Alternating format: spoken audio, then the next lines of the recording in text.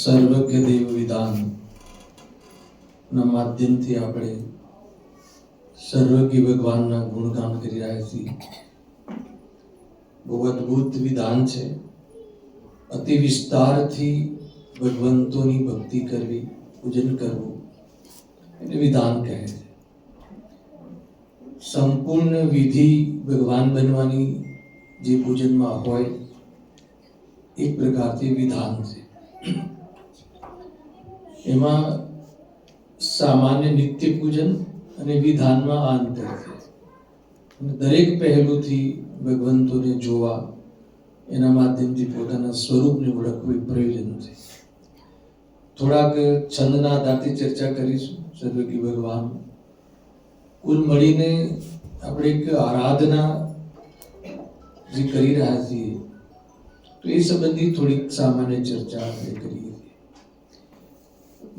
હમણાં સચિનજી ઘણી છે ને પૂછ્યું ને સ્વાધ્યાયનો નિયમ લેવાની, તો હાથ ઊંચા કરતા કોઈ જોવા મળ્યા નહીં. ઘણી દરિદ્રતા રહે છે એમાં કોઈને પ્રતિજ્ઞા અપાવવાની જ ના હોય. મૂળ પ્રતિજ્ઞા તો સમ્યક દર્શનની પ્રતિજ્ઞા કરવા જેવી છે. આ વખતે આ ભાવમાં મિથ્યાત્વ છોડીને જવું છે, સમ્યક દર્શનને લઈને જવું છે, એ પ્રતિજ્ઞા હોવી જોઈએ.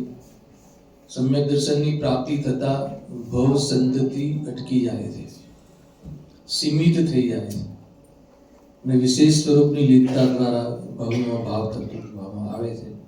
એવું અદ્ભુત કાર્ય, એકમાત્ર કર્તવ્ય જીવનું એકમાત્ર કર્તવ્ય જન્મ મરણનો ભાવ કરવો છે. જન્મ મરણના રિલેટેડ શંકા રાખ્યો છે ને એટલા માટે. ખરેખર તો જીવને મરણ હોતું જ નથી. ભગવાને જેટલા દ્રવ્ય જોયા છે વિશ્વમાં, અનંત અનંત અનંત દ્રવ્ય છે, એમાંથી કોઈ દ્રવ્ય ઓછું થતું નથી અને કોઈ દ્રવ્ય નવું ઉત્પન્ન થતું નથી. એ નિયમ છે. જ્ઞાનીને મરણનો ભય હોતું નથી અને જીવને મરણ હોતું નથી. અને એના આધાર ઉપર આ ચર્ચા આપણે કરવી છે. સર્વજ્ઞ દેવ વિધાનમાં પેજ નંબર 9 થી આપણે પ્રારંભ કરી હતી, ત્યાંથી થોડીક ચર્ચા કરીશું. આપણે 1 કલાકનો સમય આપ્યો છે સચિનજી. એમાં પહેલો તો હોય છે ને, એમાં સર્વજ્ઞ ભગવાનના 3 વિશેષણની ચર્ચા છે. વિતરાગ સર્વજ્ઞ જીન દેવ જગત હિતકાર, સમ્યક શ્રદ્ધા ભક્તિ સે બંધુ વારંવાર. આટલી આ જ વાત મહત્વની છે. વિતરાગ સર્વજ્ઞ જીન દેવ, 2 વિશેષણ ત્યાં આવે. જગત હિતકાર, 3જું વિશેષણ. અરિહંત સિદ્ધ ભગવાન દેવ છે, સમજો 5 પરમિષ્ટિ. અને એમાં અગર તીર્થંકરને લઈએ છે, તીર્થંકર ભગવાનને લઈએ છે, તો એ આપ્ત છે. અહીંયા વિતરાગ અને સર્વજ્ઞ એ અગર જો વિશેષણ લઈએ છે તો એમાં અરિહંત સિદ્ધ ભગવાન આવે છે. અને 3જું વિશેષણ અગર આપણે સામેલ કરીએ છીએ તો આપ્તનો વિશેષણ છે. આપ્ત એટલે તીર્થંકર. અરિહંત તીર્થંકર પણ એક અરિહંત ભગવાન છે. એક તીર્થંકર કેવલી, એક સામાન્ય કેવલી છે, સમુદ્ગાત કેવલી, અલગ અલગ કેવલીના અંતર છે. તો એવા અરિહંત ભગવાન કે તે અરિહંતપણું તો છે, સાથે તીર્થંકર પ્રગતિનો ઉદય પણ છે. તો 3 વિશેષણ કયા છે? વિતરાગી છે, સર્વજ્ઞ છે, હિતોપદેશ એટલે જગત હિતકાર. હવે આવા જે 3 વિશેષણ દ્વારા શરૂઆતથી જ વિશેષણ છે, વિશેષણથી જ આપણે ચર્ચા પ્રારંભ કરી છે. વચ્ચે 2 વાત છેડી હતી ને, આરાધના. એ કહી દઉં તમને. આરાધના શું છે? એક હોય છે નિશ્ચય આરાધના અને એક હોય છે વ્યવહાર આરાધના. તો વ્યવહાર આરાધના કોને કહે છે? કે ભગવંતોના ગુણોનું ગુણાનુવાદન કરવું અને આપણા દોષોની નિંદા કરવી. ધ્યાન રાખજો. એને એવા રીતે કહું છું કે ભગવાને જે ગુણો પ્રગટ કર્યા છે એમ આપણે પણ આપણા ગુણોને પ્રગટ કરવાનો સંકલ્પ કરવો અને આપણા દોષોનો નાશ કરવાનો સંકલ્પ કરવો.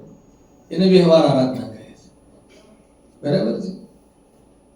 તો આપણે જે બી આજે પૂજન કરી કે જે રોજ પૂજન ભક્તિ જે પણ કરીએ છીએ, સ્વાધ્યાય આદિ બધા એક જ પ્રકાર છે, શુભ ભાવ શુભ અનુષ્ઠાન છે. તો એના માધ્યમથી આ પ્રક્રિયા થવી જોઈએ. અને આ પ્રક્રિયા જે આપણે સંકલ્પ જે કર્યો કે ગુણોને પ્રગટ કરવાનો સંકલ્પ કરવો અને દોષોનો નાશ કરવાનો સંકલ્પ કરવો, એ પ્રક્રિયા ચાલુ તો થવી જોઈએ ને. તો એના માટે થોડીક નિશ્ચય આરાધનાની ચર્ચા કરી લઈએ કે ગુણોને પ્રગટ કરવા અને દોષોને નષ્ટ કરવા, એ નિશ્ચય આરાધના છે. આ બંને વચ્ચે એક પુલ છે, એ બંને વચ્ચે એક બ્રિજ છે. કયો? વેદ જ્ઞાનનો. ઠીક છે, ગુણોને પ્રગટ કરવાનો સંકલ્પ તો કર્યો અને દોષોને નાશ કરવાનો સંકલ્પ તો કર્યો, પણ એ ગુણોને પ્રગટ કરવા કેવી રીતે? શું પૂજન કરવાથી થઈ જશે? અને શું બીજી રીતે મેં લખ્યું છે એટલે અહીંયા કહું છું. સમ્યક શ્રદ્ધા ભક્તિ સે બંધુ વારંવાર.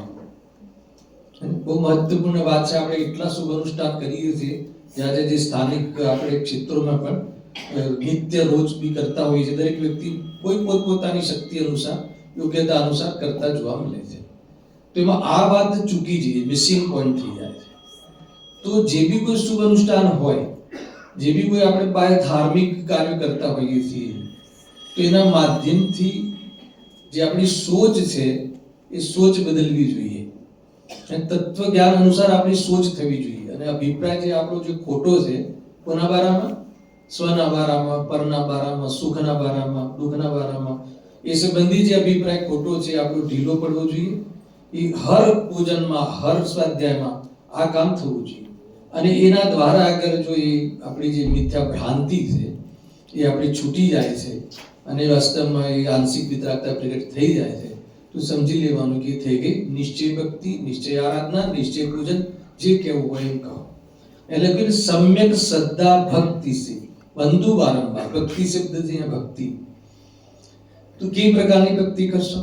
આપણે કરીને ભક્તિ પહેલા મહિલાઓ, પછી તો એ અભિવ્યક્તિ છે. એ ભક્તિ નથી ડાયરેક્ટ, એના ભક્તિ ભાવની અભિવ્યક્તિ છે. અને એ રીતે જીવોને જોડાવા માટેનો પ્રયાસ કરવામાં આવે છે. यद्यपि ये બધું સહજ હોવું જોઈએ. ऐसी भक्ति करो प्रभु की. કેવી ભક્તિ? ऐसी भक्ति करूं प्रभु की पाऊं न जन्म दोबारा रोम रोम से निकले प्रभु नाम तुम्हारा हाँ नाम तुम की भक्ति करशો ક્યારે જન્મ મરણ થાય નહીં એ તો રત્ન પર આવી ગયું ને આ નિશ્ચય ભક્તિ એવી ભક્તિ કરવી છે હે ને ખરેખર એવી રીતે છે પ્રભુ જે આ બિરાજમાન છે ને એ મારું ફ્યુચર છે હે ને પર્યાયમાં આવું પ્રગટ કરવા માટેનું આ ફ્યુચર છે અને ત્રણેય કાળે આવું સ્વરૂપ મારું છે ગઈકાલે રાત્રે થોડી ખીંટ આપી હતી સર્વજ્ઞ દેવના વિધાન કરવા પહેલા એને કે જે સર્વજ્ઞ દેવ મોટા કે સર્વજ્ઞ સ્વભાવ મોટો આમાં બધી જ વાત આવી જાય છે સર્વજ્ઞ દેવ મોટા કે સર્વજ્ઞ સ્વભાવ મોટો એમને પૂછો કે સર્વજ્ઞ દેવ સાદી અનંત કાલ છે અને સર્વજ્ઞ સ્વભાવ અનાદિ અનંત કાલ છે એ વાત છે કે હવે સર્વજ્ઞ દેવ મોટા કે મારો સર્વજ્ઞ સ્વભાવ મોટો વાત બદલાઈ ગઈ બાજી બદલાઈ ગઈ અને એવી એની મોટપે બધી મોટપ છે ખ્યાલ કોણ મોટું કે આ સર્વજ્ઞ સ્વભાવના આશ્રય સર્વજ્ઞપણું પ્રગટ થાય છે એટલે સર્વજ્ઞ સ્વભાવ મહાન છે અને એવો સ્વભાવ મારી પાસે છે એને એવો નિર્ણય કરવા માટે પૂજા કરીએ ભગવાન પાસે એટલે તો આવે નિર્ણય કરવા માટે તો આવે છે નિર્ણય બહુ મોટી ભૂમિકા છે તત્વનો નિર્ણય બહુ મોટી ભૂમિકા છે તત્વ નિર્ણયની દ્રઢતા અને પછી પ્રતિજ્ઞા એ આખી રેન્જ છે કોણ મોટું છે સર્વજ્ઞ સ્વભાવ કેમ કે મને સર્વજ્ઞપણું મારું સર્વજ્ઞપણું સર્વજ્ઞ સ્વભાવના આશ્રયથી પ્રગટ થશે મારામાં સર્વજ્ઞપણું પ્રગટ કરવાની તાકાત છે એના પહેલા સર્વજ્ઞપણું શું છે એને એ બધી વાત આપણે થોડી અહીંયાથી કરીશું બહુ મોટો વિષય છે આખી સર્વજ્ઞ શક્તિ હું તો લઈને આવ્યો હતો અહીંયા બુક લઈને આવ્યો હતો આત્મવૈભવ હે ને એ રીતે જો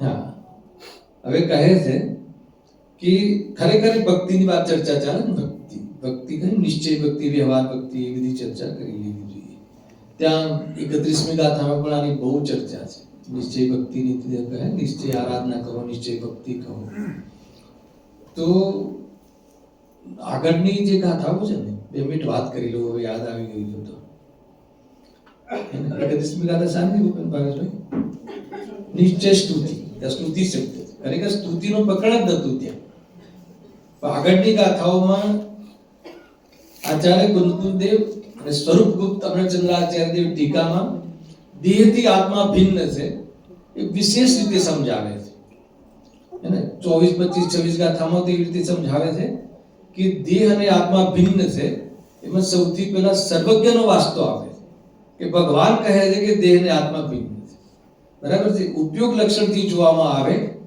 તો દેહમાં ઉપયોગ લક્ષણ છે નહીં અને ઉપયોગ લક્ષણ જીવમાં હોય છે એટલે બંને ભિન્ન છે એ તો સર્વજ્ઞ ભગવાનનો આધાર આપે છે એના પછી લોજિક આપે છે ત્યાં આપે છે નમકનું ઉદાહરણ અગર જો નમક છે નમક મીઠું છે એ કોઈ સિઝનમાં પીગળી જાય છે પ્રવાહી થઈ જાય છે અને કોઈ સિઝનમાં પાછું ડલી થઈ જાય છે એવી રીતે અગર જો આત્મા પીગળીને પૂતગલ થઈ જતો હોય અથવા પૂતગલ પીગળીને આત્મા જીવ થઈ જતો હોય તો તું બંનેને એક માન તો કે એમ તો થતું નથી તો બંને શું છે ભિન્ન છે એને બંને જુદા છે અને છેલ્લે એક આશીર્વચન આપે છે કે એટલા માટે તું શું રહે એટલા માટે નિશ્ચિંત રહે અને સુખી રહે ખુશ રહે કેમ કે નળી બ્લોક આવી તો કોનામાં આવી છે દેહમાં એને એ રીતે કહે છે રોગ થયો તો કોનામાં થયો છે કેન્સર થયું તો કોને થયું છે કે શરીરમાં એ બંને જુદા છે જેમાં કેન્સર થયું છે એવું નથી બરાબર આ બી એક લોજિક છે સંવેશારનો આ લોજિક છે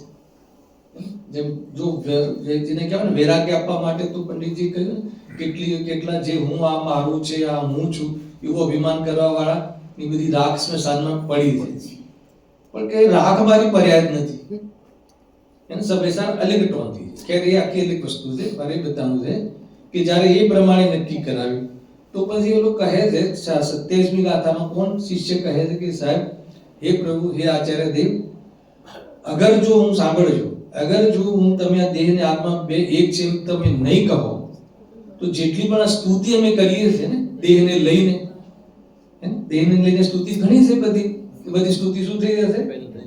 જૂઠી થઈ જશે. ખ્યાલમાં આવ્યો? તો આચાર્ય દેવ એને જવાબ આપે છે કે દેહની સ્તુતિ કરીને દેવની સ્તુતિ કરવાનો વ્યવહાર કરી શકાય છે. બરાબર છે? કેમ કરી શકાય છે? બહુ મોટી ચર્ચા છે. આપણે તો 45 મિનિટ જ આપી રહ્યા. દેહની સ્તુતિ કરીને દેવની સ્તુતિ કરવાનો વ્યવહાર કરી શકાય. એના માટે દેહને એક થવું પડે, આત્માને દેહને એક થવું પડે એવું વસ્તુનું સ્વરૂપ નથી. એવો ઉપચાર કરી શકાય છે. અને આપણે નથી કહેતા ઘરમાં કે ઘીનો કડો સ્ટીલનો હોય કે ઘીનો હોય, તો એવી રીતે ઉપચાર કરી શકાય. એમાં કોઈ દોષ આવતો નથી. પછી આગળ કહે છે, સાંભળજો, ટૂંકમાં કહી દઉં છું. ટૂંકમાં એમ કહે છે કે તું દેહ અને આત્મા બંનેને જુદા નહીં માનો એવી તું હદ પકડે છે, અને એક માનો નહીં તો તમારી ભક્તિ જોખમમાં આવી જશે. તું મને ઉપર દબાવવાની વાત કરે છે. તો આચાર્ય દેવ કહે છે કે તને નય વિભાગ અનવિજ્ઞોસી, તને નય વિભાગની ખબર નથી, અને દેહથી દેહનું વિશેષ વર્ણન કરી અને આત્માનું વર્ણન કરવાની પ્રથા છે. વ્યવહાર કરી શકાય છે. એ બંનેને એક થવું પડે એવું છે નહીં. વ્યવહારની બે ભિન્ન વસ્તુઓને એક કરીને કથન કરે છે. ત્યાં જ બે ભિન્ન છે નક્કી થઈ જાય છે. અને તું જેની સ્તુતિ કરે છે એમને દેહથી ભિન્ન ભગવાન આત્માની પ્રતીતિ કરી છે. દેહની આસક્તિ છોડીને દીક્ષિત થયા છે અને ખરેખર સ્વરૂપમાં લીન થઈ અને જીવન મુક્ત થઈ ગયા છે. અનંત ગુણની અનંતતા પ્રગટ કરી લીધી છે અને એ જ ભાવે નિર્વાણને પ્રાપ્ત થઈ અને અશરીરી થઈ જાય છે. સંયોગમાં દેહ હોય ત્યારે બી જીવતો હશે. ખ્યાલ આવ્યો? તો એ પ્રમાણે આખી પૂરી વાત બતાવે છે. આ થઈ નિશ્ચય સ્તુતિ. દેહથી ભિન્ન ભગવાન આત્માનો અનુભવ કરવો એ પહેલી કલમ. અને બધા જ દ્રવ્ય પોતાના ગુણ પર્યાય, દ્રવ્ય ગુણ પર્યાયના ચતુષ્ટયમાં, દ્રવ્ય ક્ષેત્ર કાલ ભાવના ચતુષ્ટયમાં બિરાજે છે. એ વાસ્તવમાં વસ્તુનું સ્વરૂપ છે. એ બીજી કલમ એવી અહીંયા ચર્ચા કરી છે. થોડીક છંદના આધારથી પણ આપણે ચર્ચા કરવી છે. અદ્ભુત ચર્ચા છે. જો કઈ ખબર પડી કે ના પડી? નિશ્ચય ભક્તિ કોને કહેવાય? દેહથી ભિન્ન ભગવાન આત્માની અનુભૂતિ કરવી નિશ્ચય ભક્તિ કહેવાય. બરાબર છે? વાસ્તવમાં દેહને આત્મા માનવો એ મોટો અપરાધ છે. એને કહ્યું ને, દોષોને દૂર કરવા એ અપરાધ માટવો, એનું નામ ભક્તિ છે. એ રીતે છે. અને એના માટે પ્રભુના દર્શન કરવા એમને જે ગુણો પ્રગટ કર્યા છે એવા ગુણાનુવાદ, સમ્યક શ્રદ્ધા, જ્ઞાન, ચારિત્ર, અનંત ચતુષ્ટય આવ્યું હમણાં તો. અનંત ચતુષ્ટયની એમાં ચર્ચા બી કરી છે. એ વર્તી જો થોડી ચર્ચા લઈશું. 2 મિનિટ દરેક વસ્તુની ચર્ચા આપણે કરીશું. બરાબર? એ રીતે निज ज्ञान की सामर्थ से तुम लोक व्यापी हो प्रभु, किंतु आत्म प्रदेश में ही परिणमित होते विभो, सब द्रव्य गुण पर्याय पीकर भी स्वयं में लीन हो, कैवल्य किरणों से प्रकाशित नाथ त्रिभुवन पूज्य हो. अद्भुत बात છે આમાં. શું કહે છે? નિજ જ્ઞાન की सामर्थ्य से तुम लोक व्यापी हो. ભગવાન કેવા છે? લોક વ્યાપી છે. એમાં એક ઉદાહરણ છે, એક સ્ટોરી છે કે એક ગુરુ શિષ્યની પરીક્ષા કરવા માટે એને સફરજન આપે છે કે તું એવી જગ્યાએ જઈને આનું સેવન કર કે જ્યાં કોઈ જોતું ના આવે. ખ્યાલ આવે તમને? આ સફરજનનું તું સેવન કર, પણ એવી જગ્યાએ જઈને કરજે કે તને એ વખતે કોઈ જોતું જ ના આવે.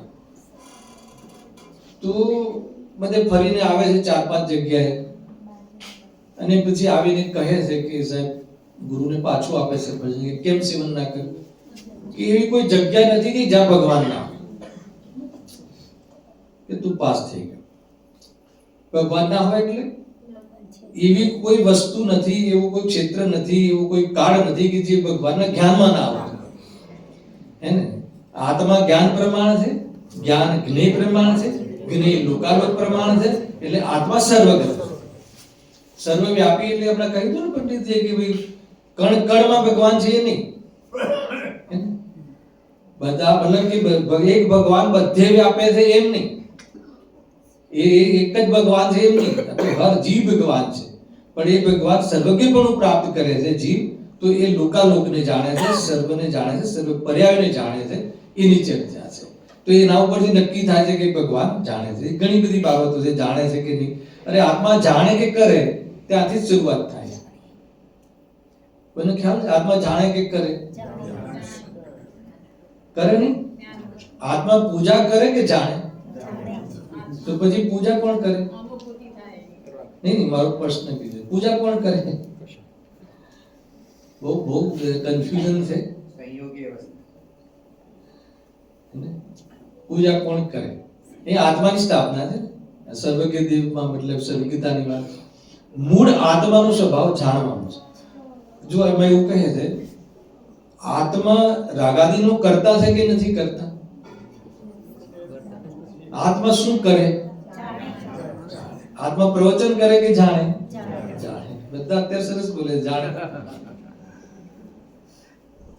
મેં અમારા સ્ટુડન્ટને પૂછ્યું એક ત્યાં કે રસગુલ્લાને સેવન કરીએ તો આનંદ આવે કે જાણીએ તો આનંદ આવે? રસગુલ્લાને સેવન કરીએ તો આનંદ આવે કે જાણીએ તો આનંદ આવે? અચ્છા, સેવન કરી શકાય છે? આત્મા ખાઈ શકે છે? આત્મા આ ફોન અહીંયાથી મૂકી શકે છે? હમણાં મૂક્યો ને, અહીંયાથી મૂક્યો. બહુ કઠિન કામ છે ને અતુલભાઈ, બહુ કઠિન કામ છે સમજવું, હે ને? ઘણીવાર તો એવું લાગે સમજવું કઠિન નથી, પણ છતાં બહુ કઠોર લાગે. કઠિન અને કઠોરમાં અંતર છે, હે ને?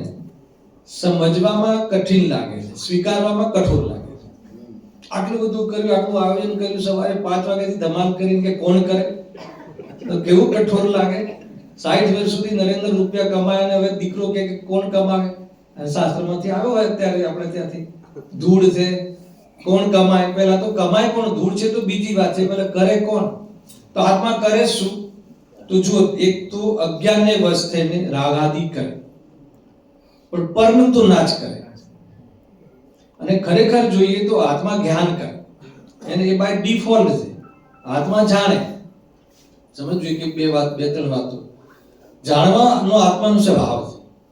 એ ચૂકીને કર્તવ્યનું લક્ષ્ય કરીને રાગાદી કરે, પણ પરનું ના કરે. ખ્યાલ આવે ને? ક્રિયાનું ફળ એટલે નથી, પરિણામનું અલ્પ ફળ છે ને અભિપ્રાયનું અનંત ફળ છે. ક્રિયા પરિણામ ને અભિપ્રાય. યદ્યપિ કોઈ ક્રિયા કરે તો એમાં પરિણામ નિમિત્ત હોય છે. ક્રિયાની વર્તી કથન છે, પણ ઉપદેશ પરિણામને આપવામાં આવે છે. હેલા, ઉપદેશ પરિણામ માટે આપવામાં આવે છે, પરિણામને આપવામાં આવે છે. અને રાત્રિ ભોજનનો ત્યાગ કરો, તો રાત્રિ ભોજનના રાગનો ત્યાગ કરો, મૂળ એમ છે. અને રાગનો ત્યાગ થાય એ જ મહત્વનું છે. અને જેને રાગનો ત્યાગ હોય એ ઘરમાં જોવા ના મળે. એ રીતે આ બધા ઈશારા છે. આ બધા એક મોટા આમાં બધા એમાં પ્રસંગો છે અને મોટી વ્યાખ્યાઓ કરેલી છે. આની શું કરે? કરતું નહીંથી જોઈએ તો આત્મા રાગાદીનો કરતા છે, અને અકર્તું નહીંથી જોઈએ તો આત્મા રાગાદીનો જ્ઞાતા છે. અને ખરેખર સ્વભાવમાં જોઈએ તો સ્વભાવમાં એવી કોઈ શક્તિ જ નથી કે રાગાદી થાય. સ્વભાવને જોવાથી રાગાદી ઉત્પન્ન જ ના થાય. સ્વભાવને ન જોવાથી, પરનું લક્ષ્ય કરવાથી રાગાદી ઉત્પન્ન થાય છે, પણ એ સ્વભાવ નથી, કર્તવ્ય નથી. એટલે અજ્ઞાની એને કર્તવ્ય રૂપથી કરતો હોવાથી એને કરતા કહેવામાં આવે છે, પણ ખરેખર જ્ઞાની તો એનો જ્ઞાતા છે અને આત્મા તો જ્ઞાન કરે છે. આખું આ રીતનું મેટર છે. નવું ભણવા પડે, 47 નહીં ભણવા પડે. અત્યારે આપણે પૂજન કરવાનું, આ ક્રિયાનું ફળ છે કે પૂજન કરવાનો ભાવ છે? પૂજન કરવાના ભાવનું ફળ છે.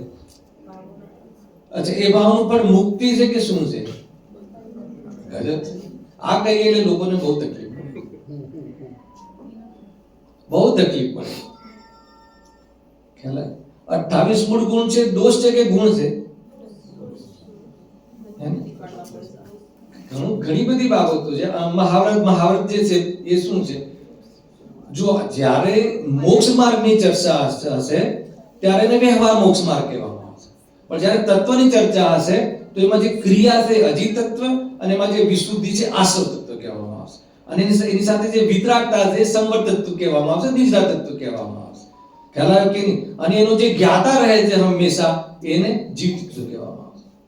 આ રીતે 7 તત્વ છે.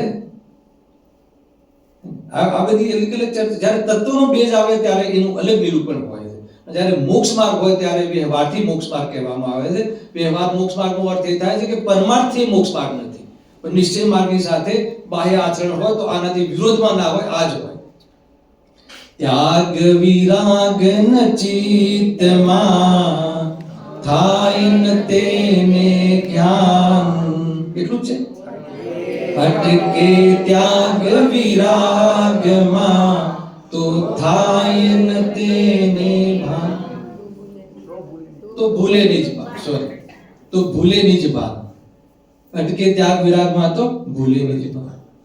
આ બંને વાતો છે કે નહીં? અનેકાંત છે, સ્યાદવાદ છે. તો બંને જેને જે રીતે કહ્યું એ રીતે કરવાની વાત છે. ટૂંકમાં પૂજન આદિના માધ્યમથી આપણે જે તત્વનો નિર્ણય કરવાનો છે, જે તત્વ નિર્ણય કરીએ છીએ ગર્ભિત શુદ્ધતા છે, અને બાહ્યમાં જે વિશુદ્ધિ છે, પુણ્ય ભાવ છે, અને આ અહીંયાથી અહીંયા દ્રવ્ય ચડે છે, ક્રિયા છે, એ બાહ્ય ક્રિયાઓ છે. ક્રિયાઓનું ફળ કાંઈ નથી, પરિણામનું ફળ અલ્પ છે, અને અભિપ્રાયનું ફળ ઘણું છે. ક્રિયાનું ફળ તો કાંઈ જ નથી, બરાબર છે. પણ પરિણામ હોય તો બાહ્યમાં ક્રિયા જોવા મળે છે, મળે અને ન પણ મળે. ખ્યાલ આવે એ રીતે. હવે પરિણામનું ફળ લઈ લો. હવે આ ક્રિયામાં પરિણામનું ફળ શું છે? પુણ્ય બંધ છે. અને મેં પૂજા કરી, પૂજાથી ધર્મ થશે તો એ શું થશે? અપરાધ ભાવ છે. એમાં આનંદ ભાવ પડ્યા છે, અને આમાં ભાવ પડ્યો છે પણ એકાદ સ્વર્ગમાં જઈ આવશું વચ્ચે. તો આ બધી વાત સમજવી પડશે એ રીતે. જો निज ज्ञान की सामर्थ्य से तुम लोक व्यापी हो प्रभो, किंतु आत्म प्रदेश में ही परिणमित होते विभो. સર્વગત શક્તિ છે, આત્મમય શક્તિ છે, અહીંયા કહે એ પ્રગટ થઈ છે. ઘણી બધી બાબતો છે કે આત્મ પ્રદેશ में ही परिणमित होते विभो. એટલે શું એનો અર્થ? તમે લોકાલોકને જાણો છો પણ શું હે ને એના કરતા નથી બનતા, એમ એ કહે છે. નથી એ જ્ઞેયોમાં તુજ પરિણતિ સન્મુખ જરા, સ્વરૂપે ડૂબેલા નમન તને હો જીનખા. ઇન્દ્રાણીઓ હીરાની ભસ્મથી સાથિયા પૂરતી હોય, અને 100 ઇન્દ્રો એમના નતમસ્તક થતા હોય, અને પંચમકાર લઈએ તો અનેક લોકો વિરોધ કરતા હોય. કોનો? સર્વજ્ઞ દેવનો. બધું જોતા હોય, જ્ઞાનમાં છે કે નહીં? અરે કોણ કરવાનો છે અનંતકાળ સુધી વિરોધ એ બી જાણે છે, પરંતુ નથી એ જ્ઞેયોમાં તુજે પરિણતિ સન્મુખ જરા, એ કહે છે. આ છે ને કિંતુ આત્મ પ્રદેશ में ही परिणमित होते विभो. અને એ તરફ એમને કોઈ રાગદ્વેષ કરતા નથી, જાણે પણ કસાય ન કરે. ખ્યાલ આવે કે નહીં? એ રીતે એ વિતરાગ પરિણતિ છે ને, એટલા માટે. જો એમાં એવું છે ને, જ્ઞાતા દ્રષ્ટા હોવું એ સ્વભાવ છે, અને જ્ઞાતા દ્રષ્ટા રહેવું એ પુરુષાર્થ છે. ના ખ્યાલ આવે? એ નહીં સમજાય તો સર્વજ્ઞ ભગવાન નહીં સમજાય. બરાબર?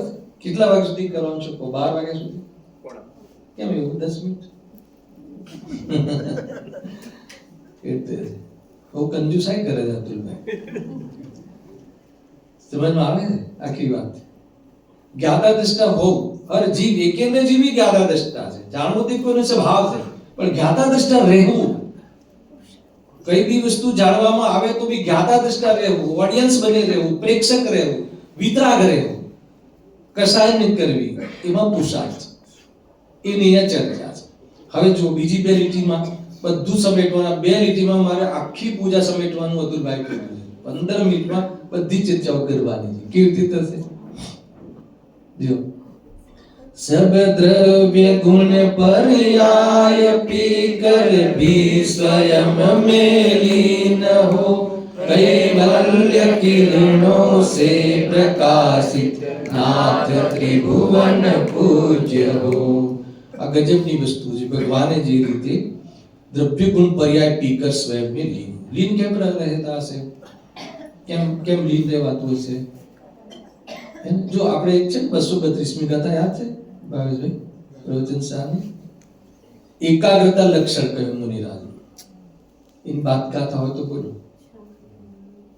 बोलो. सामान्य जाए एकाग्र ने एकाग्र लक्षण निश्चय. સામાન્ય લક્ષણ શું છે? એકાગ્રતા. અને એકાગ્રતા કેમ થાય છે? કેમ કે એમને નિશ્ચય છે. શાનો નિશ્ચય છે? એમને દ્રવ્ય ગુણ પર્યાયનો નિશ્ચય છે. દ્રવ્ય ગુણ પર્યાયનો નિશ્ચય છે. અને દ્રવ્ય ગુણ પર્યાયનો નિશ્ચય શાનાથી થાય છે? આગમ દ્વારા થાય. એટલે આગમ પરિવર્તન મુખ્ય છે. એમ કહ્યું સ્વાધ્યાયનું કહ્યું ને, સ્વાધ્યાય વગર નહીં મેળ પડે, એને સ્પષ્ટીકરણ નહીં થાય. ભગવાન કોણ છે, હું કોણ છું, અને હું કેમ પૂજું છું, શું કામ પૂજવા જોઈએ, કેમ પ્રદક્ષિણા ફરવી જોઈએ, 3 કેમ જ છે, શું કામ નમવું જોઈએ, એવા હજારો પ્રશ્નો થવા જોઈએ.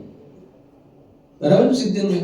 પ્રશ્ન આવ્યો ને તમારા ફોનમાં કે ભગવાને ત્યાં જઈએ છે, મંદિરમાં જઈએ છે, થોડી ભક્તિ બોલીએ છે, પછી શું વિચારવાનું? ખ્યાલ આવ્યો? જિજ્ઞાસા તો થાય ને, શું કરવાનું? બસ આ જે સ્ક્રિપ્ટેડ આ જે છે ને, જે જ્ઞાનીઓના ભાવ એ બોલીને આવી જવાના. ઘણી બધી બાબત છે. જો અહીંયા જે ખાસ વાત કહે છે, એક આ છંદ લેવો છે, અને પછી હવે ડાયરેક્ટ હું આ સેકન્ડ લાસ્ટ છંદ લઈ લે, એમ કરીને તમારું સમાપન કરીશ. બાકી ઘણી બધી બાબતો આમાં જો, કેમ કે સર્વજ્ઞ દેવ, જ્યારે સર્વજ્ઞ દેવની યાદ આવે ને, અથવા સર્વજ્ઞતાને લઈને આપણે ભગવાનની મહિમા કરીએ છીએ ને, તો સર્વજ્ઞતામાં 2-3 બાબતો મુખ્ય છે. એક તો સર્વજ્ઞતા કહેતા કર્મબદ્ધ ની સિદ્ધિ થાય છે, અને સર્વજ્ઞ કહેતા અકર્તા સ્વભાવની સિદ્ધિ થાય છે. ખ્યાલ આવ્યો કે નહીં? અને સર્વજ્ઞતા કહેતા શુદ્ધ જ્ઞાન જે છે, એ શુદ્ધ જ્ઞાન કેવલ જ્ઞાનનું અભિનંદન કરે છે, કેમ કે શુદ્ધ જ્ઞાનમાં એવા કેવલ જ્ઞાનનો નિર્ણય થાય છે અને પ્રતીતિને વિષય આપે છે. આ 3 પોઈન્ટ મુખ્ય હતા આજના પ્રવચનમાં. બરાબર છે? એવી રીતે જુઓ તો અહીંયા કહે છે કે સબ દ્રવ્ય ગુણ પર્યાય પીકર ભી સ્વયં में लीन. આ દ્રવ્ય ગુણ પર્યાય શું છે એની 5 મિનિટ ચર્ચા કરવી છે મારે. 5 મિનિટની અંદર દ્રવ્ય ગુણ પર્યાય, આ વિશ્વની અંદર જે પણ કંઈ દેખાય છે ને, એ બધું શું છે? દ્રવ્ય ગુણ પર્યાય. આ શું છે? દ્રવ્ય ગુણ પર્યાય. બરાબર છે? તો આ તો રૂમાલ છે, હે ને? આ તો દ્રવ્ય ગુણ પર્યાય જેટલા બી જે દ્રવ્ય છે ને, બધા સામાન્ય દ્રવ્યની ચર્ચા છે. જાતિ અપેક્ષાએ 6 અને સંખ્યા અપેક્ષાએ અનંત આનંદ. આ બધા દ્રવ્ય જે છે ને, એ દ્રવ્ય ગુણ પર્યાયની અખંડતાને લઈને કેવા છે? શુદ્ધ છે. દરેક દ્રવ્યને આરતી એક જોવાની એવી કલા છે. બાકી અશુદ્ધતા શું છે પછી જોઈ લેશું, પછી એટલે નેક્સ્ટ શિબિરમાં. સમજા? દ્રવ્ય ગુણ પર્યાય. હવે આજે માની લો કે જે પણ કહે છે, આ ઉપરનો જે આ જે સ્પીકર છે કે લાઈટ છે કે જે પણ વસ્તુઓ છે, એ શું છે? દ્રવ્ય ગુણ પર્યાય છે. આ તો શું છે? ફોન છે કે દ્રવ્ય ગુણ પર્યાય છે? આ પદાર્થ છે. આ એક નવો શબ્દ આવ્યો, હે ને? તો એક છે દ્રવ્ય, એક છે પદાર્થ, અને એક છે તત્વ.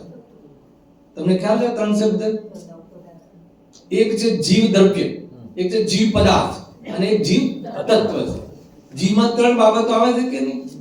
ક્યારેક તો એકાર્થવાચી કહીને આપણે કહી શકીએ છીએ મોઘમમાં, પણ હર શબ્દનો પોતપોતાનો એક આગો અર્થ થાય છે. બીજું સૂત્ર નથી જોઈએ તો દરેક શબ્દનો અર્થ થાય છે. તો પદાર્થ કેમ નામ પડ્યું? જે પદ આપ્યું છે નામ, ફોન, એને સાર્થક કરે. અર્થાત તો દ્રવ્યની કોઈ એક વર્તમાન પર્યાયને લઈને એનું નામકરણ કરવામાં આવે, એને પદાર્થ કહે છે. બરાબર છે? તો આ દ્રવ્ય છે, ગુણ છે કે પર્યાય છે? આ કઈ પર્યાય છે? કયા દ્રવ્યની કયા ગુણની પર્યાય છે? નહીં ખબર. કયા ગુણની? તો કહે છે કે પર્યાય 2 પ્રકારની હોય, એક દ્રવ્ય પર્યાય અને એક ગુણ પર્યાય. સમજજો? તો એ જે આ પૂદગલ છે, સમાન જાતીય દ્રવ્ય પર્યાય છે. જે આ પદ આપેલા હતા, ફોન છે, કોઈ એક નામ વર્તમાન એની પોઝિશન જોઈને એને એક નામ આપ્યું કે આ નામ આપ્યું ફોન છે.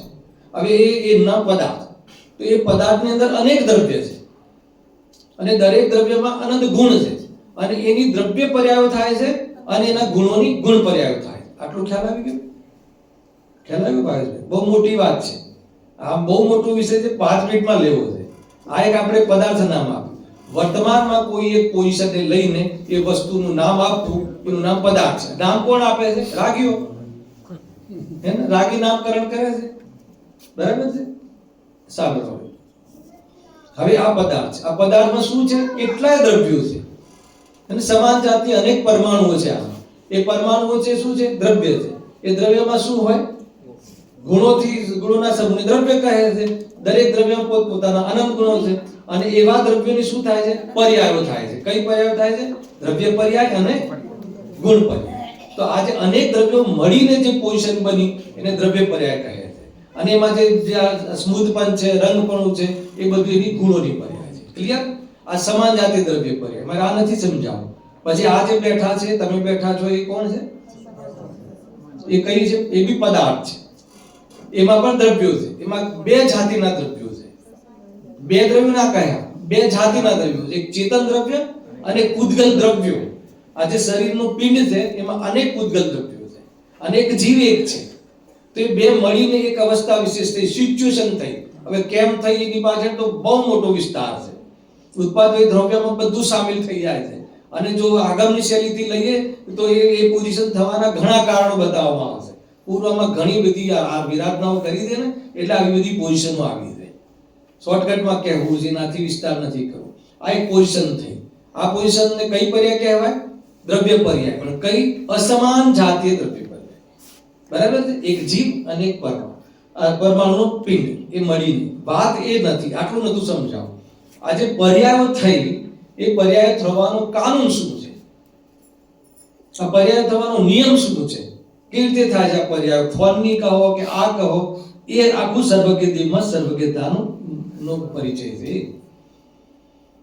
બતાવો હેતલભાઈ, આ પર્યાયો થાય છે ને, આની થઈ જીવ અને આ દેહ મળીને થઈ, પછી એના ગુણોની થઈ. ચારિત્ર ગુણમાં અત્યારે વિકારપણું ચાલી રહ્યું છે, જ્ઞાનમાં જાણવું ચાલી રહ્યું છે, શ્રદ્ધામાં જેને જે ચાલતું હોય એને કેવી રીતે કહી શકું? કોઈને મિથ્યાપણું ચાલતું હોય, કોઈને સમ્યકપણું ચાલતું હોય, બરાબર? જે ચાલતું હોય.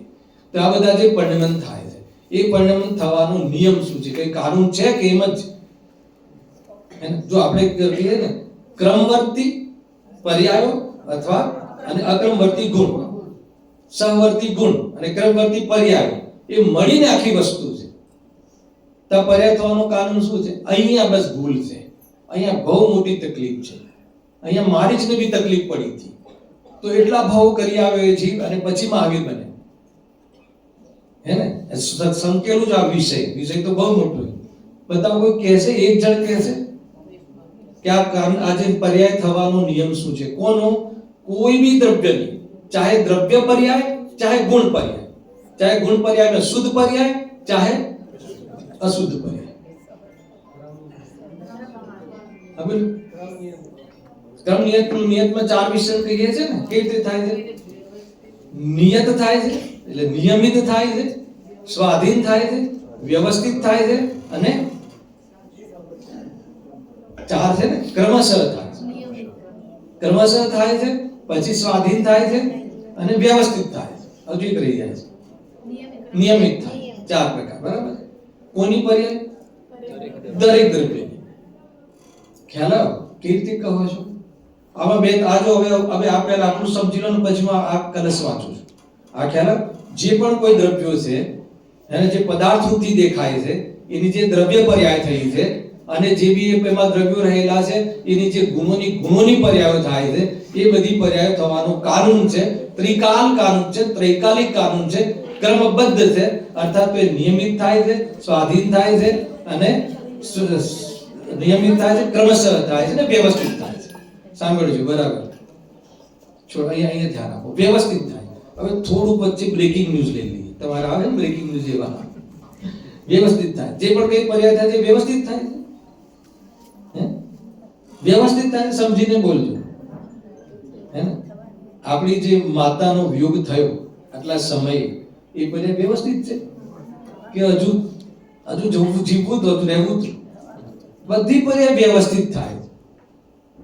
એ તો આપણે મોહને માનતો નથી. એમ કોઈના સહયોગમાં કરોડ રૂપિયા આવ્યા અને જતા રહ્યા તો શું કોઈ પર્યાય વ્યવસ્થિત થાય છે? હમણાં આપણે ગાડી લઈને જતા હોય, એવું નહીં બોલો, પહેલા જ કહી દે, જતા હોય ઉલટી પડી ગઈ ગાડી, તે પર્યાય વ્યવસ્થિત છે? હે?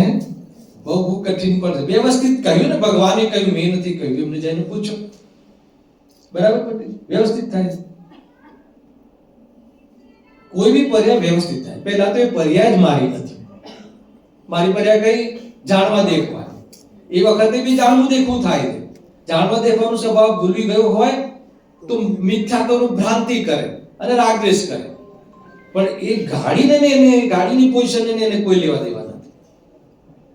એ બધી બાબતો સમજો. ક્રમ નિયમિત છે, ક્રમબદ્ધ છે પર્યાય. હવે આ શ્લોક વાંચું છું, પછી પૂરું કરીશું. कैवल्य किरणों से प्रकाशित है प्रभो यह लोक है, तो यह स्वतः ही सिद्ध होता परिणमन क्रमबद्ध है। यदि विश्व के परिणमन की निश्चित होती श्रृंखला, तो जानती कैसे प्रभु यह आपकी केवल कला। क्लियर है? समझो भाई, अगर સર્વજ્ઞતા દ્વારા ક્રમબદ્ધની સિદ્ધિ અને ક્રમબદ્ધ દ્વારા સર્વજ્ઞતાની સિદ્ધિ બંને પૂરક છે। બરાબર? સર્વજ્ઞતા એટલે શું છે? સર્વજ્ઞપણું કોને કહે છે? અહીંયા ધ્યાન આપો, બહુ મહત્વપૂર્ણ બાબતો છે નરેન્દ્રભાઈ। સર્વજ્ઞતા શું છે? જે લોકાલોકને, દિગાલવર્તી પર્યાવરણને, યુગપદ, બરાબર છે, પૃથક રહીને, ભિન્ન રહીને શું કરે? જાણે। હવે એ જે જાણે છે આપણી અનંતકાલની પર્યાયો છે ને, જે આવવાની છે એ અને જતી રહી છે એ આપણી નહીં, સમસ્ત પદાર્થોની જાણવું એમાં થાય એવી દિવ્યતા છે। એનો અર્થ એ થઈ ગયો કે એ પર્યાયો નિશ્ચિત છે।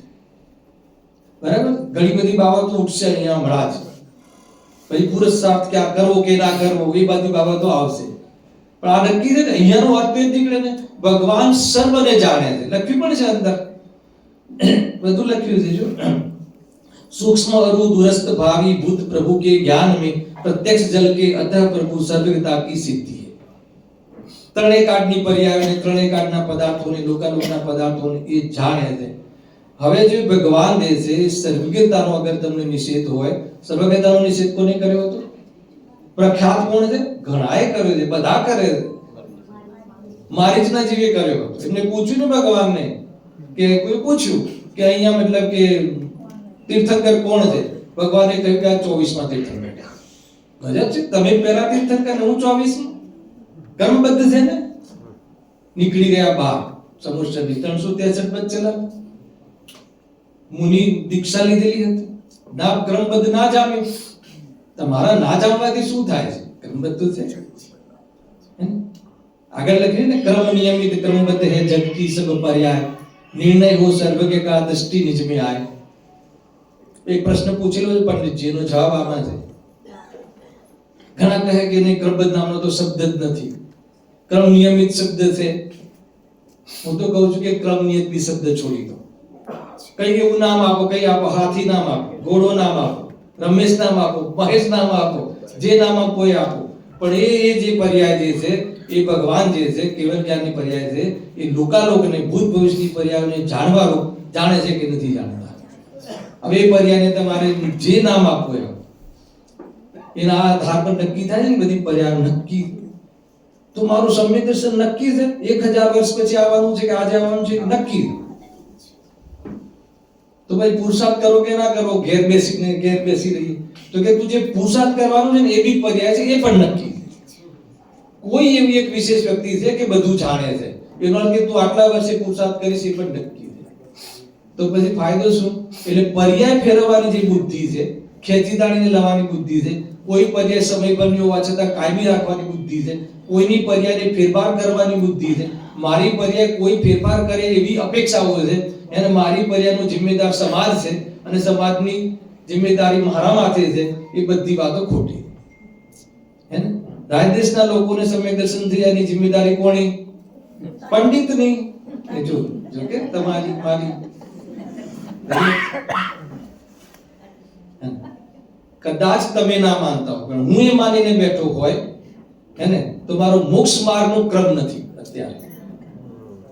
એ બધી બાબતો જે જીવ ભગવાનને આમ સર્વજ્ઞ રીતે નથી માનતો, એમની કહેલી ક્રમબદ્ધતાને નથી માનતો, એને ભગવાનના દર્શન કરવાનો અધિકાર નથી।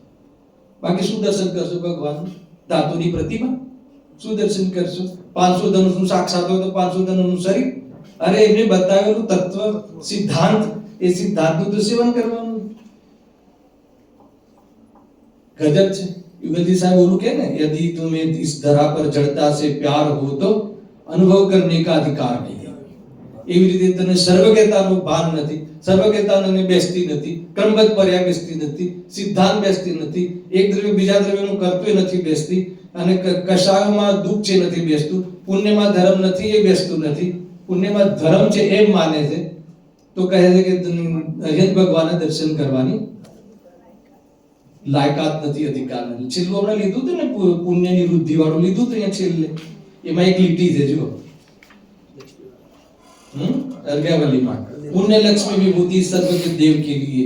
પુણ્યનો ઠાઠ હોય છે, તીર્થંકર ભગવાનને પુણ્યનો ઠાઠ હોય, ઘણો પુણ્યનો ઉદય હોય, પણ એને કઈ ક્રિયા કહી? ઔદયિકી ક્રિયા છે, એને ક્ષાયકી કહી. ઈર્યાપદ આશ્રય જેટલા બાંધ્યા છે એટલા ઉદયમાં આવે છે, પરંતુ એમાં એમને રુચિ નથી, એમાં રસ નથી, એ સંબંધી લક્ષ નથી, એનો રાગ નથી, એને પોતાનું માનધન નથી, અને ક્ષાયકી છે, એ ક્ષય થવા માટે આવે છે કે કરવા માટે આવે છે. ઔદયિકી ક્રિયા છે, ક્ષાયકી ક્રિયા છે. આપણને શું લાગે કે શું ભગવાનની મજા છે, એને કહેવાય એ જન્મ થતા પહેલા ઇન્દ્રો, સૌધર્મ ઇન્દ્રો જેવા તો એમના સર્વન્ટ છે, તો પણ દીક્ષા શું કામ લીધી? એવા સર્વન્ટ છે, બધી વ્યવસ્થા એ કરે, એમના વસ્ત્રની, એમના ભોજનની, એ સૌધર્મ ઇન્દ્ર એવા જે સોઇન્દ્રનો લાડો પોતે આવે કે આ બધી વ્યવસ્થા કરવા માટે ભગવાનને, જે ભગવાન બનવાના હોય ને, તીર્થંકર ભગવાન બનવાના હોય એમને. તો મને એવું લાગે છે કે ખબર નહીં ભૂલ કરી લાગે છે એમને. આટલો ઠાઠ હોય તો પછી દીક્ષા લેવાની જરૂર શું હતી? એ ભૂલ કરી કે આપણે ભૂલ કરી? આ વસ્તુ સમજવાની છે ભાઈ, બહુ જે ક્રમબદ્ધ પર્યાય બહુ મોટી વસ્તુ છે, અને બધી જ વસ્તુ સમેટાય છે. ક્રમબદ્ધ પર્યાયના અંતર્ગત દરેક વસ્તુ સામેલ છે. આમાં તો ઘણી બધી બાબતો છે, અને જ્ઞાતા દ્રષ્ટા રહેવાની આખી વિધિ છે, એને વાસ્તવમાં જીવ જાણે દેખે છે, અથવા તો એને ભૂલીને કોઈ પદાર્થમાં ઇષ્ટનિષ્ઠ બુદ્ધિ કરે છે, અને જે ઈષ્ટ લાગે છે એને છે કાંઈ નહીં, એને એમાં રાગ કરે છે, અને અનિષ્ટ લાગે છે એમાં દ્વેષ કરે છે. આ જ જીવનો ઇતિહાસ છે, ઇતિહાસ દોહરાવા જેવો નથી. ઉત્પાદ ધ્રુવેત્વ શક્તિમાં તો કહે કે આ બધું બી બહાર છે, પૂર્વ પર્યાયનો વે, નવી પર્યાયનો ઉત્પાદ, અને હર સમય તું ધ્રવ્ય રહે છે, ત્યાં જોઈ લે તો એક સમયની પર્યાયનું મિથ્યાત્વ પર લક્ષ થઈ જાય, એ તો નીકળી જશે. આખી વસ્તુ આ રીતે છે. ઉત્પાદ ભાઈ ધ્રવ્ય યુક્તમ સત કહ્યું છે, એટલી અદ્ભુત બધી વાતો છે. જો ખાલી પર વાંચીને પૂરું કરું છું, આમાં તો ઘણી બધી બાબતો છે સાહેબ. कैवल्य किरणों से प्रकाशित है प्रभो यह लोक है, तो यह स्वत ही सिद्ध होता परिणमन क्रमबद्ध है. यदि विश्व के परिणमन की निश्चित न होती श्रृंखला, तो जानती कैसे प्रभु यह आपकी केवल कला. પછીના ચંદમાં ફલ લખ્યું છે, અમૃત છે, આ બધું અમર પંક્તિઓ છે. દ્રવ્ય કે પરિણમન કી यह श्रृंखला क्रमबद्ध है, श्रद्धान इसका जो करे निर्भार हो कर्तृत्व से. गुण पर्यायवद द्रव्य है ને, વાસ્તવમાં હર સમય પલટવું એનો ધર્મ છે. સબર અધિકારમાં તો એવી જબરદસ્ત વાત લગી કે ઉપયોગમાં છે, ક્રોધાદિમાં અલગ એને પદાર્થ, અલગ દ્રવ્ય, અલગ તત્વ તરીકે સિદ્ધ કર્યું છે. ખ્યાલ આવે? ઉપયોગ ક્યાં છે? ઉપયોગમાં. ક્રોધાદિ ક્યાં છે? ક્રોધાદિમાં. ક્રોધાદિ ક્યાં નથી? ઉપયોગમાં નથી. ક્યારે? સિદ્ધ બન્યા પછી. અરે હાલ એમ કહે છે, ક્રોધાદિનું જ્ઞાન છે આત્મામાં. સ્વભાવને ભૂલીને એક સમયની પર્યાયમાં એ થયું છે, કરતું નથી કહેશે, પણ અમે તને ઉપયોગની સ્થાપના કરીએ છીએ, તારા સ્વભાવની સ્થાપના કરીએ છીએ, તો એ વખતે કેમ વચ્ચે લાવે છે? મેં કર્યો, તું પહેલા આ કર્યું તો જો, પહેલા તારા સ્વભાવને જોઈ લે, પછી મને કહેજે કે ક્રોધ ક્યાં છે. તારા સ્વભાવમાં ક્રોધ નહીં જણાય તો નવી આવાવાળી પર્યાયમાં ઉત્પન્ન જ નહીં થાય, અને થશે તો કેવો હશે? ઔપચારિક હશે, એને જ્ઞેય માત્ર હશે. આ ક્રમબદ્ધ પર્યાયની વાત આવી ને, ક્રમબદ્ધ પર્યાય શું છે? દ્રવ્ય છે, ગુણ છે કે પર્યાય છે? જલ્દી કહો. ક્રમબદ્ધ પર્યાય દ્રવ્ય છે, ગુણ છે કે પર્યાય છે? કેવી ભૂલ થઈ જાય? વસ્તુ પરિણમનની સહજ સ્વાધીન વ્યવસ્થા. ક્રમબદ્ધ પર્યાયની વ્યવસ્થા, દરેકની પર્યાય તો અહંકાર નહીં ખા. અને પછી એના પછી તો ઉપાધિઓ વાળી છે ને, વિશેષ ઉપાધિઓ વાળી પર્યાયનો અહંકાર કરે છે કરોડપતિમાં અહંકાર કરે, કરોડપતિ થઈ જાય તો હિંતા દિનતાનો અનુભવ કરે. એ તો પર્યાયની ઉપાધિઓ હતી, સહયોગની વાત હતી. હે ને? હમણાં જ્ઞાનમાં હું તમને હમણાં પૂછ્યું, તમને ના આવડી, બરાબર છે, તો દુઃખ થયું કે ના થયું? એ તો ક્ષરક્ષમની મેટર છે, એ કર્મનો રસ છે. પણ ખબર ના પડી એનું જ્ઞાન તો છે કે નહીં? તો બસ એ જ્ઞાન છે, જે જ્ઞાન જ્ઞાન જ્ઞાન થાય છે ને, એ ગાયકને પ્રસિદ્ધ કરે છે, એ તમારી હયાતી છે, એ તમારો પરિચય છે. ખબર પડી ના પડી એ ક્ષરક્ષમની હકીકત છે. ના પડી તો હિંતા દિનતાનો અનુભવ કરે, ખબર પડી તો અહંકાર. એને સભામાં મારું નામ આવ્યું કે મને ખબર પડી, પંડિતજી પૂછ્યું, એક વાર બોલી દે ને, આ બેને પૂછ્યું તો મજા પડી જાય છે, સમ્યક દર્શન થઈ જાય એમ. હવે આમાંથી કોને ખબર પડી એનું નામ બોલું તો કેવી મજા આવે? એ નામ તારું નથી, એ તું નથી. તો એ રીતે અહીંયા કહે, જો ફળ વાંચીને સમાપ્ત કરીએ. દ્રવ્ય કે પરિણમન કી यह संखला क्रमबद्ध है, सद्दान इसका जो करे, निर्भार हो कर्तृत्व से, कर्तृत्व का अभिमान मिटना ही प्रथम शिव पंथ है. निज को करता ज्ञानमय जो लखे वह शिवकांत है. શિવકાંત છે, શિવનું મોક્ષનો સ્વામી છે, જે અકર્તા. ભગવાન શું છે? જ્ઞાતા દ્રષ્ટા. જ્ઞાતા દ્રષ્ટા કહો કે અકર્તા કહો, એક જ વસ્તુ. જ્યારે જ્યારે જ્ઞાતા દ્રષ્ટા કહીએ ત્યારે અકર્તા. બાઈ રોટલી બનાવે કે જાણે? અચ્છા, રોટલી બનાવવાનો અહંકાર કરે કે જાણે? રોટલી બનાવવાનો રાગ કરે કે જાણે? ગજબ છે. રોટલી તો બનાવે જ નહીં, પણ અહંકાર કરે તો બી જાય, એનું જાણવું થાય. એનો રાગ કરે તો બી એનું જાણવું થાય. જાણવું થાય છે તે આત્માનું શુદ્ધ સ્વરૂપ છે. અગર ત્યાંથી ત્યાં ફોકસ કરે તો મિથ્યાત્વ ટળી જાય, અને સંસ્કારવશ થોડો રાગ આવે તો એને બી જ્ઞેય બનાવતા એને આવડી જાય. જે જીવ અજીવાદી સાત તત્વ છે, એમાં હે ઉપાધિની ચાલ કેવી રીતે રમવી, એ વસ્તુ વાસ્તવમાં એને ખ્યાલમાં આવે છે. કુલ મળીને આ કહ્યું ને કે કર્તૃત્વ કા અભિમાન મિટના, તો અહીંયા નિર્વિકલ્પ થવા માટેનું આમંત્રણ છે. કોઈ બી પર્યાય હોય એના સ્વકાલમાં થાય. મને એક લાસ્ટ પૂછવું છે ને પછી સમાપ્ત કરું. આપણે મંદિરમાં બેઠા છે, સમુષણમાં બેઠા છે, ભગવાનનું સમુષણમાં બેઠા છે, તો અહીંયા શુભભાવ આવવો જોઈએ કે અશુભભાવ આવવો જોઈએ? અતુલભાઈ સાવલી બોલા, આ મંદિરમાં અહીંયા બેઠા છે, શુભભાવ આવવો જોઈએ કે અશુભભાવ આવવો જોઈએ? ને અત્યારે શુદ્ધ ભાવ આવવો જોઈએ. અચ્છા, શુભ જ આવે કે અશુભ બી આવે? હવે ઘણા લોકોને આકુતા થતી હશે, યાર પંડિતજી ખેંચી રહ્યા છે, મારે તો દુકાનમાં અત્યારે આ હતું, પેમેન્ટ આપવાનું હતું, કયો ભાવ થયો? રોકીને બતાવો, રોકીને બતાવો. હલાવે કે ના ના ના આવું જોઈએ, એને બિરાજમાન છે ભગવાન. પોસિબલ જ નથી. તો પોસિબલ શું છે કે એ જે ભાવ આવ્યો એ શું છે અને હું શું છું એનો નિર્ણય કરી શકાય. ઉપાય ત્યાં લગાવ, એ ભાવ શું છે ને હું શું છું એનો નિર્ણય કરવો જોઈએ. એ ભાવ આવવાનો નિયમ શું છે અને આત્માની સાથે શું રિલેશન છે, આત્માના સ્વભાવ સાથે રિલેશન છે કે નથી, એનો નિર્ણય કરવો. એનો નિર્ણય કરી અને એના કર્તૃત્વનો અહંકાર કાં તો એ સંબંધી હિંતા દિનતાથી દૂર થાય અને નિર્વિકલ્પ થઈ જાય. ખ્યાલ આવ્યો કે જો આમાં વિકલ્પની વિશે વસ્તુ જવાનું વિકલ્પ છે, એનો આવવાનો સ્વકાલ છે, એ મારી વસ્તુ નથી. અગર એના તરફ આવીએ છે તો વિકલ્પ તરફની જે પકડ છે, ઉપાદેયપણું છે, ઉપાદેય બુદ્ધિ આપણી ત્યાં ડાઉન થાય છે અને ઉપાદેય બુદ્ધિ છૂટી જાય તો એવી અંતર્વ્રત કાળ 5 લબ્ધિઓમાંથી પસાર થઈ અને એ શુદ્ધોપયોગમાં અંતર્વ્રત કાળ આવી જાય છે તો ઔપસમિક સમ્યક દર્શન, ભગવાનના દર્શન થાય છે. પ્રતીતિપૂર્વક ભગવાન આત્મા રૂબરૂ થાય છે, પોતાની સાથે રૂબરૂ થવાનો પ્રસંગ આવે છે. એવી મહત્વપૂર્ણ પલ પ્રતિજ્ઞા આપણે અહીંયા પાડવી જોઈએ. પોતાનાથી રૂબરૂ થવું જોઈએ, પોતાના માટે જીવવું જોઈએ, પોતાની સાથે રહેવું જોઈએ. આપણે કસાયો સાથે રહીએ છીએ. વ્યક્તિ પત્નીની સાથે રહે છે કે પતિની સાથે રહે છે? પત્ની પતિની સાથે રહે છે, બરાબર? અને પતિ પત્નીની સાથે રહે કે ના કસાયની સાથે રહે છે? એક લાસ્ટ વાત કહીને પૂરી કરું છું. એકવાર હું દ્રોણાગીરી ગયો હતો, ખબર છે તમે હસો ભાઈ? દ્રોણાગીરી સ્ટુડન્ટ है ना वहां पे, સવારે 5 વાગ્યાનો ક્લાસ ચાલતો હતો. મેં બાળકોને પૂછ્યું તમે ક્યાં છો અત્યારે? એટલે બહુ ગૌરવથી કહે મંદિરમાં છે 5 વાગે. તમે મંદિરમાં છો એનો અર્થ શું? હા, એનો અર્થ કે તમે બહાર છો, સ્વરૂપમાં નથી, શુદ્ધોપયોગમાં નથી. આ બી એક સ્ટાઇલ છે સમજવાની. આ સ્ટાઇલથી એકવાર સમજવાનો પ્રયાસ કરવો જોઈએ. અને ઘર કરતા મંદિર સારું, ટીવી કરતા ભગવાન સારા, એ બધી વાતો બહુ નીચલી કક્ષાની છે. અને એટલી ભગવાન બહુ મહાન વસ્તુ છે. અને ઘરે ટીવી જુઓ તેના કરતા મંદિર આવે તો સારું, એવી દરિદ્રતાથી મંદિર આવવાનું જરૂર નથી. પોતાનું આત્મહિત સાધવાથી ભગવાનની પાસે આવવું જોઈએ.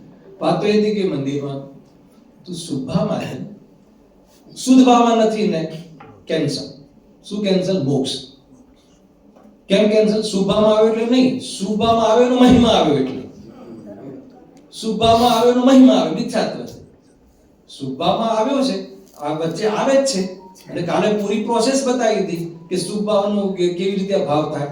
શુભ ભાવનો અભાવ કરવાનો નિયમ નથી લેવાનો હોતો, શુદ્ધતામાં આવે એટલે શુભનો અભાવ થાય છે. યદ્યપિ ચરણાનો યોગ પાપથી બચવા માટે પુણ્યમાં આવવાની પ્રેરણા આપે છે. પણ પુણ્યમાં આવીને રોકાવાની કે મીઠાશની નહીં. પુણ્યમાં આવવાનો અર્થ એ છે કે સ્વાધ્યાય આદિના કાર્યોમાં આવો અને નક્કી કરો કે શાનાથી આત્મકલ્યાણ થાય. એને ખરેખર આ ધર્મ સમજવાની સભા છે, આ ધર્મ સભા નથી. આપણે ધર્મની સભા, આ ધર્મ સમજવાની સભાને ધર્મ માની લઈએ છીએ એટલે આપણે ધર્મ પ્રગટ કરવાનો પુરુષાર્થનો લોપ થઈ જાય છે.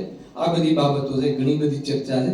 સંક્ષિપ્તમાં કહ્યું, માલ તું ઘણો લઈને આવ્યો અને આખી બુક લઈને આવ્યો. તો મેં યાર જબરદસ્ત છે ને, બધા સ્વાધ્યાય જેવો આવવાના છે, આખો સમાજ રાયદેશ સમાજ છે, તો વિશેષ વાત કહીશું.